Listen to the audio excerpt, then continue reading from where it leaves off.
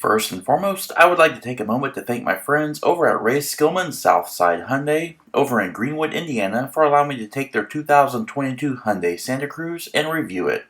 Their website and location are in the description box below, where you can head to their site and check out all their new and used inventory.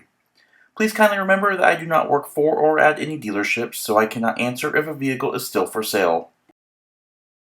Just recently introduced in Fountain View, California, the Hyundai Santa Cruz represents a new segment of vehicle marketed to those who have found themselves in the market for a compact crossover vehicle, but looking for more on the capacity of a pickup truck, but not wanting to sacrifice a custom ride comforts and fuel economy. Enter the Sport Adventure vehicle. This unibody vehicle has the looks and cargo bed of a pickup truck, but the ride and efficiency of a crossover sport utility. While looking a bit like the Honda Ridgeline, the Santa Cruz is smaller. The upcoming Ford Maverick will be in similar segment. First introduced as a concept in 2015 at the North American International Auto Show in Detroit, the N3 platform vehicle was based on the Hyundai Tucson and will be built in North America at the Hyundai Motor Manufacturing Plant in Montgomery, Alabama.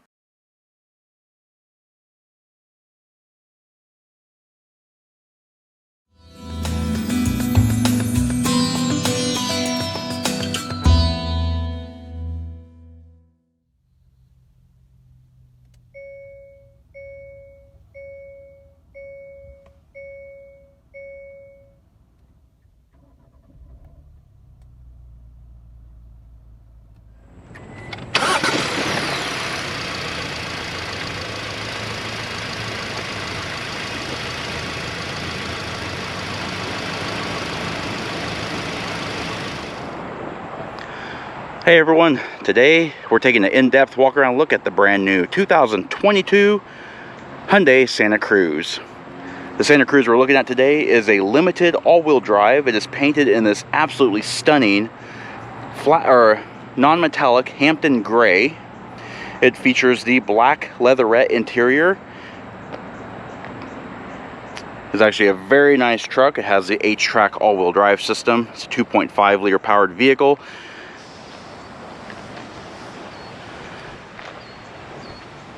Our Santa Cruz is all-wheel drive with Hyundai's H-Track active on-demand all-wheel drive system with driver-selectable drive modes and a transfer case lockout. This Santa Cruz sits on an 8.6-inch ground clearance. For off-road enthusiasts, the Santa Cruz features an approach angle of 17.5 degrees, a departure angle of 23.2 degrees, and a ramp breakover angle of 18.6 degrees. Our Limited is powered by a turbocharged and intercooled gasoline direct injection 2.5 liter dual overhead cam 16 valve inline 4-cylinder engine.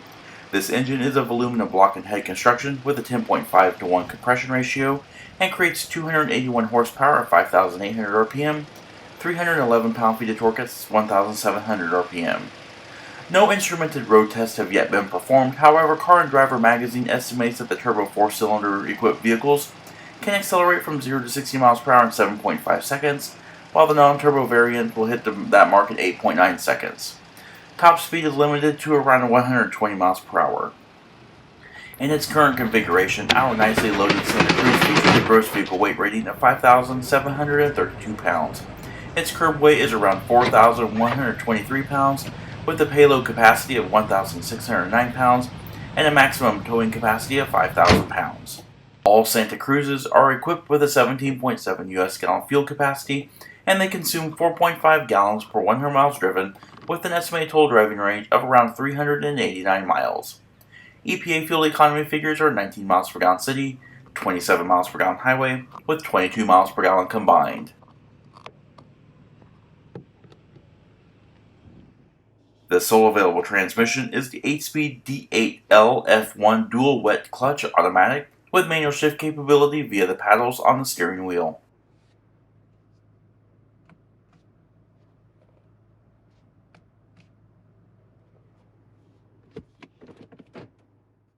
Rear suspension is multi-links with self-leveling gas shocks.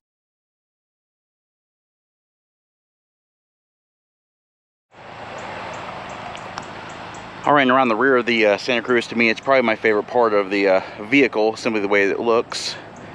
It does have almost like a Honda Ridgeline look to it. Of course, it does have an integrated bed, being a small pickup. but I do like how this roof line extends down into the bed rails. You do have a sliding glass rear window. This vehicle does have the rollback locking tonneau cover, a really nice feature. And then back here you do have just your rugged looking tail lamps with this hammer looking bar here, so handle and the hammer, and of course you have your brake lights and turn indicators down there. You do have bumper steps down here. The Santa Cruz logo embossed into the tailgate itself. You do have the Hyundai logo here. Of course, it is an H-Track 2.5 turbo. As we come along the profile of the Santa Cruz, it does kind of look like a small Honda Ridgeline, albeit I think it actually looks a little bit better than the Ridgeline. I do like the flowing roof line here into the bed. Looks to be about the same size as the new Ford Maverick coming out.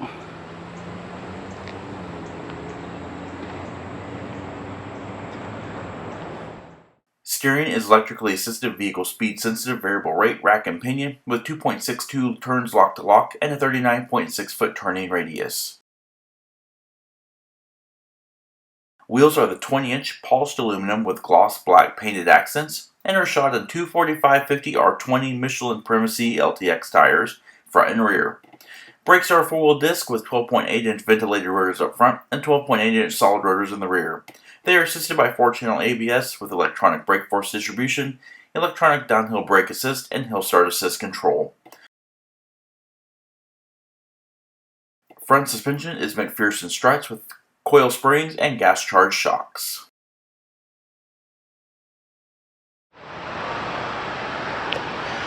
Alright, taking a look around the front of the Santa Cruz. Looks pretty familiar to Hyundai customers of today. Very bold front end styling with that vapor chrome grille. Has a very rugged off-road look to it. Chiseled fender flares.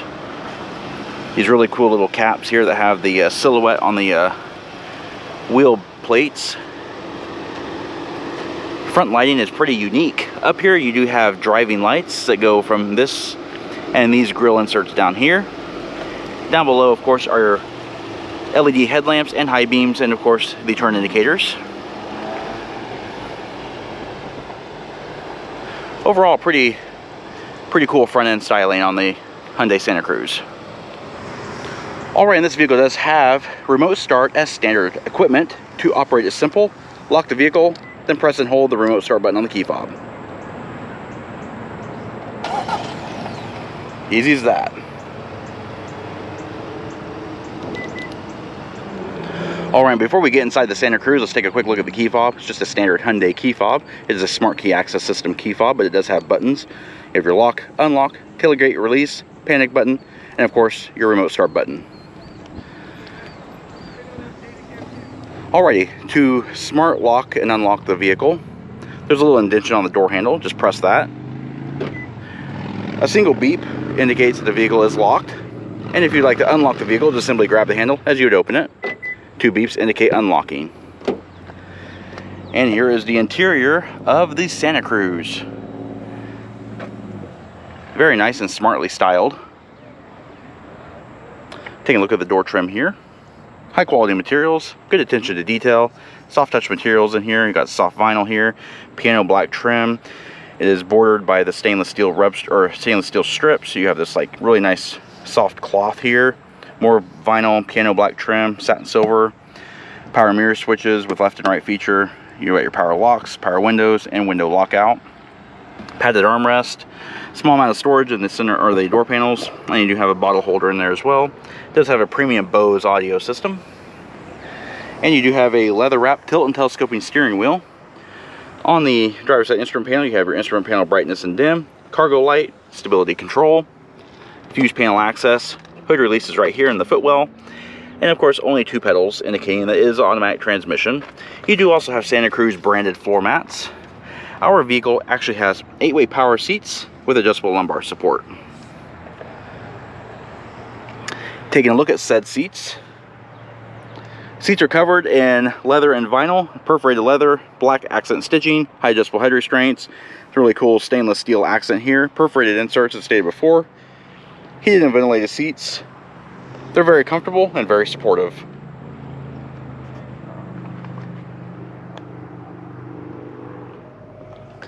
Alright, now we're inside. We're going to show more details. Smooth assisted steering. It's electrically assisted. Really nice 4-spoke steering wheel. It looks almost like a 2-spoke, but you do have cutouts here. It is stainless steel accented, leather wrapped. You got these like 10-2 bolster grips there as well. Nice thick padded rim. Multifunction controls. We'll go over those real quick. Over here on the left hand side, you have your downshift paddles. You also got your Bluetooth and voice command controls. Audio controls. You've got your audio modes, seek and scan, and your favorites button. And over here on the right hand side, you have your upshift paddle. You've also got your trip computer selection menus, your selection button, and OK. Cruise control, and this vehicle does have lane keep assist or lane departure warning. It also has your adaptive cruise control, so this is your distance minder, set, or your arm, and then this is your accelerate, decelerate, coast, and resume. And multifunction controls over here. They have this knurled finish on this gloss black trim, but you have your headlamp controls. You've also got your turn signal controls. And one nice thing, because we do have this car that has a full digital LCD cluster, turn on your left turn signal, replaces the speedometer with a digital readout, and it gives you your lane change blind spot camera. Same can be said on the left hand side. The tachometer is replaced by a digital readout, and your left or your right view in your blind side camera. And as stated before, it is a full LCD display. It's just a little, it's just sitting here in the screen here. You have 160 mile per hour speedometer with the fuel gauge, 8,000 RPM tach with coolant temperature, and various other readouts, and of course a trip computer. And we'll go over those features here.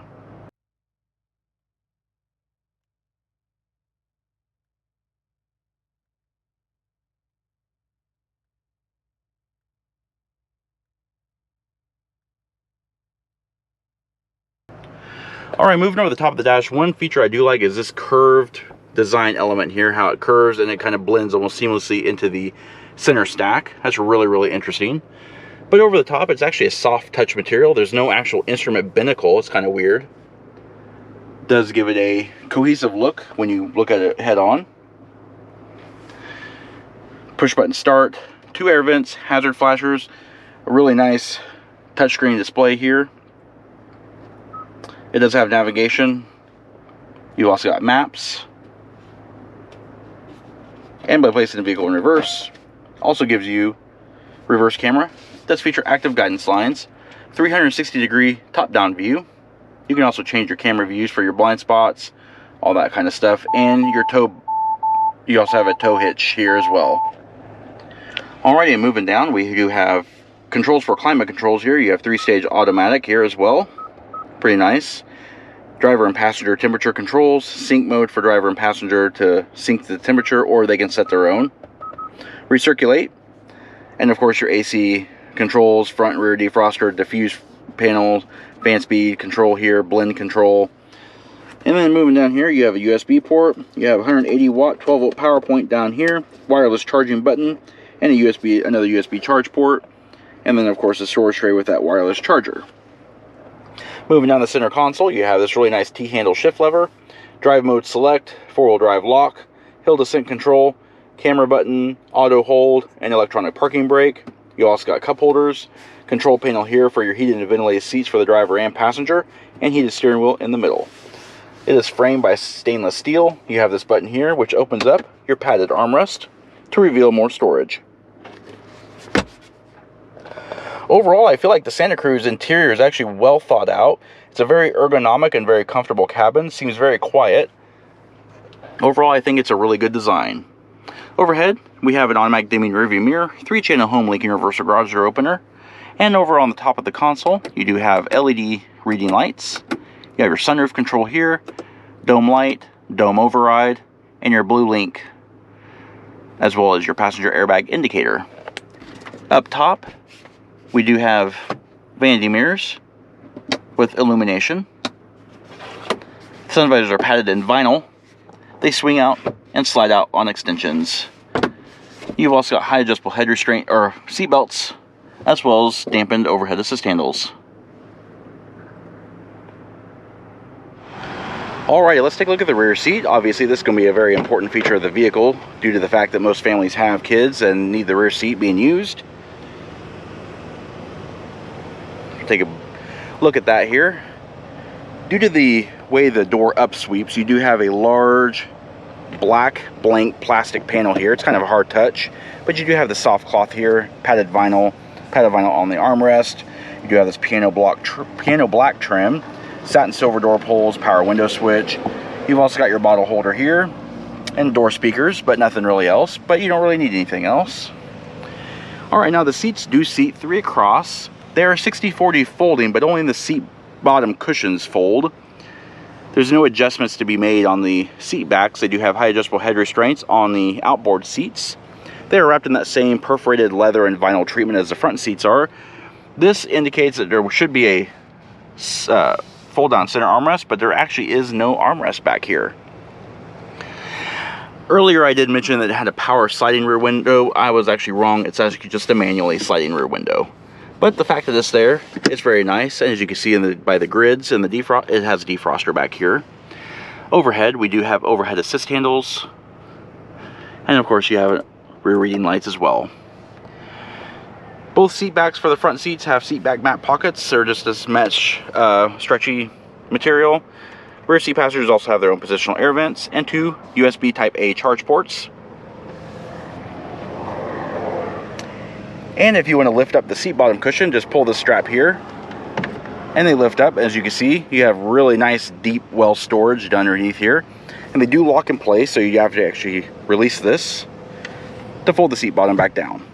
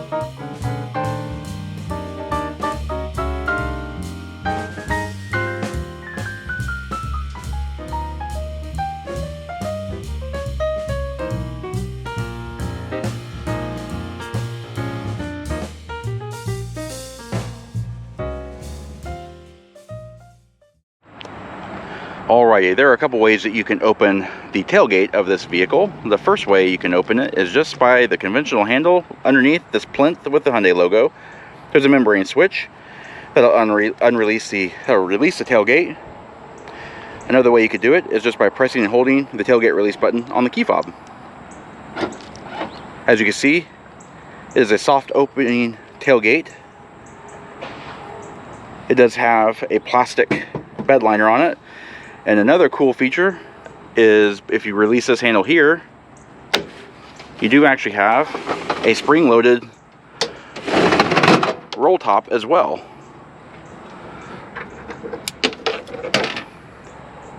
Here is the bed of the Santa Cruz.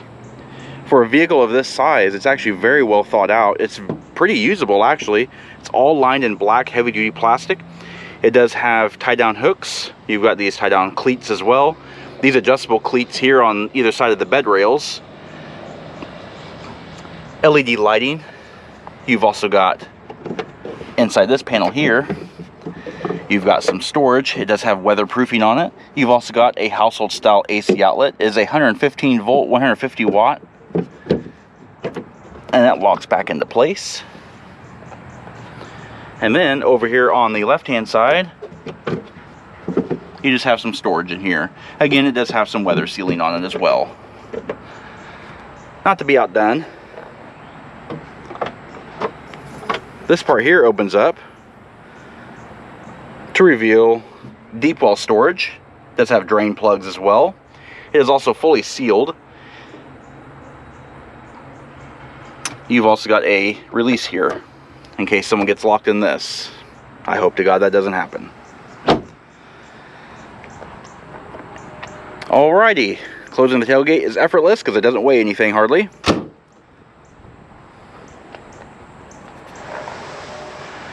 Alrighty, that does conclude our in-depth walk-around look at the brand new 2022 Hyundai Santa Cruz. We hope you found the review informative. If you liked it, please comment down below. Also, don't forget to hit that like button and subscribe. Check out our Facebook page at facebook.com/neighborhoodcarreviews. And of course, our Instagram channel at BrensoJ1. Of course, as always, thanks for watching.